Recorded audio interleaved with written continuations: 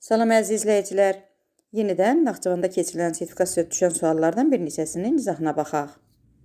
Rəşid Məryəmdən 7 yaş böyükdür. 5 ildən sonra yaşları cəmi 29 olarsa, Rəşidin indiki yaşı neçədir? Deməli, bir Rəşid var, bir Məryəm var. Məryəmin yaşını x götürək, Rəşidin yaşını isə x-7 şəklində ifadə edək.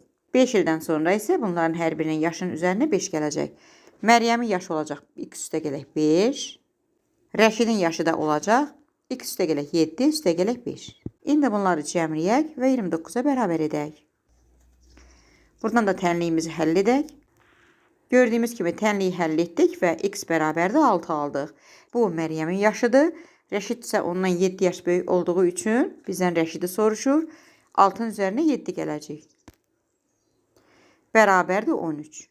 Demək ki, Rəşidin indiki yaşı 13-dür. Düzgün cavab B bəndir. Başqa bir məsələyə baxaq. Kater çayın axını ilə 3 saat 96 kilometr yol getdi. Göldə isə 4 saat yol getdi. Çayın sürəti 3 kilometr saat olarsa, kater neçə kilometr yol getdi? Baxaq.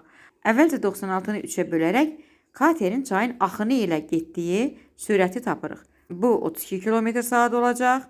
Növbəti hissəni göldə getdiyi üçün bizə katerin öz sürəti lazımdır.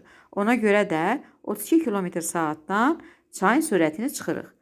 32 çıx 3 bərabərdir 29 kilometr saat. Deməli, katerin öz sürəti 29 kilometr saatdır. Göldə hərəkət edərkən katerin öz sürətini götürürük və 4 saat yolda olduğu üçün 29-u vururuq 4-ə. 29 vur 4 bərabərdir 116 kilometr. Bu, göldə gedilən yoldur. Deməli, kater nə qədər yol gedib?